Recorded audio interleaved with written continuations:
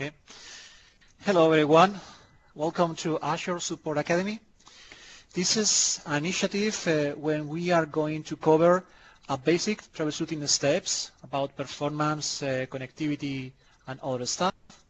And also we are going to cover how to use the available options that we have in SQL Azure DB. Every presentation will cover some specific part of this stuff and will not take more than 10 minutes per each one. So let's go started. My name is Jose Manuel Jurado, Support Engineer at Microsoft. Let me introduce my colleague Ragda. It's a Support Engineer working at Microsoft. So Ragda, it's your turn. Thank you, JM.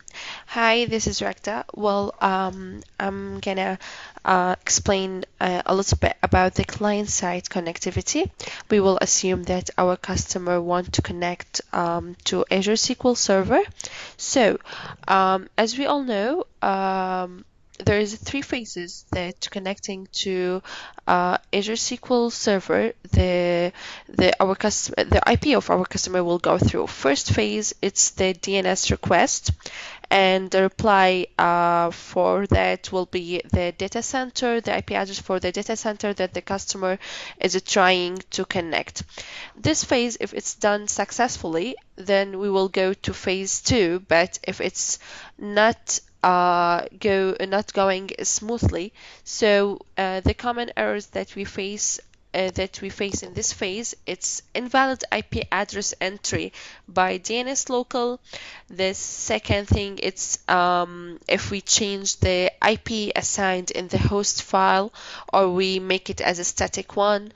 And the third one, it's DNS server messing. In these three cases, we prefer to check the ps ping command to check these common errors. If we done this phase successfully, then we will go to phase 2, which is the antivirus and local firewall. And in this phase, it's accepted or denied. That will go with two errors. Sorry, it's the antivirus blocked the connection or Windows firewall, which means that in the customer firewall, the port 1433 outbound rule, it's not defined, or we are making a rule to not connect to Azure SQL Server. And if we pass this phase successfully, then we will go to the third phase, which is the corporate firewall.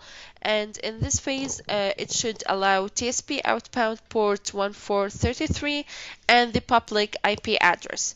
And if these two are not allowed or defined, then the common errors for this phase, the port 1433 is blocked, or there is a specific IP which is blocked to connect or to access the internet. In this case, we recommend to check the network trace, and for the 1433 SQL port, to check the port query user interface to check if it's listening or filtered. This is all for the client-side connectivity. Back to you, Jim. Thank you, Ragda. So other things that we need to, other specific situation that we could face, it's when we have enabled the SQL auditing.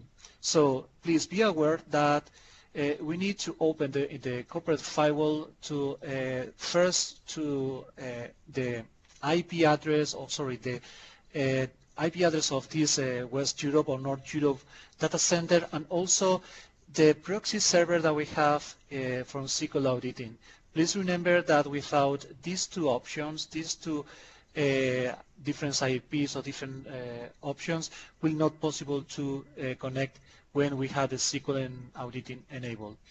Just only to remark that when our customers are using Java, this redirection will not take place, and for this reason, our customers or the connection will be needed to use the secure word in the FQDN connections. So in this time, let's go to make a demo, just only to review all these things that we discussed. So I'm going to use the SQL Management Studio. I'm going to connect with this server, to this server, to this with this user and password. Before to do it, just only to remark two main things that we need to be aware. It's please always remember to use the TCP protocol in this point. It's very important because if SQL Server Management Studio is not able to use the TCP, will be use another protocol and the connection will take more time in this phase. Also, please remember to specify the connection timeout just at least to have the 13 seconds in this connection timeout parameter. So after this, let's go back to the connectivity. If you don't want to, you could leave the network protocol by default, and in the name of the SQL server name, you could specify the protocol and the port. This is the same if you don't want to use the default, don't want to modify anything on network protocol. Always the recommendation is to use this name in this way because will take less time if you compare without using this one. So I'm going to click connect. And as you can see, we have an error, access is denied. So it seems that something, one service, one application is blocking our connection. As we mentioned before, the best things to verify the connection is go through run first the ping command.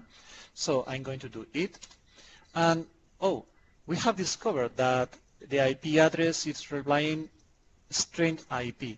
Most probably will be an incorrect DNS entry.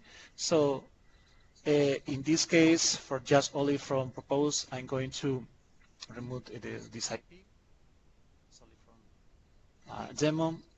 Save this one. Go back to SQL. I click connect again.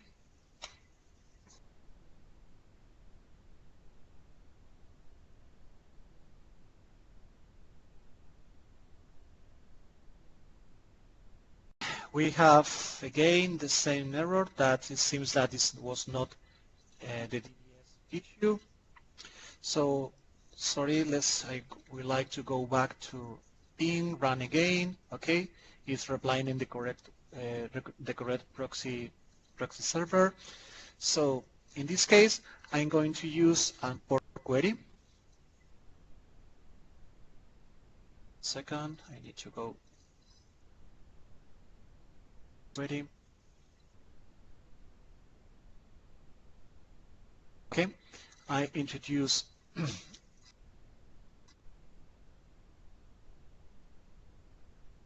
for the port.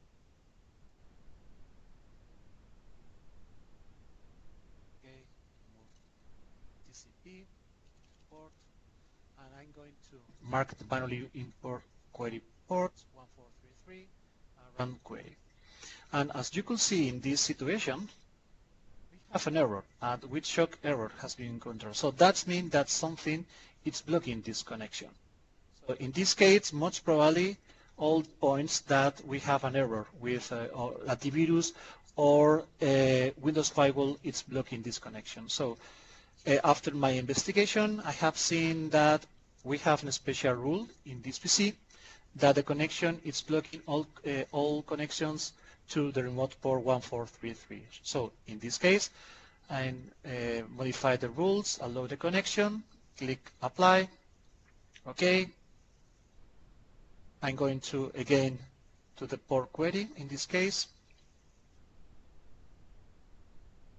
I'm going to verify just always if we have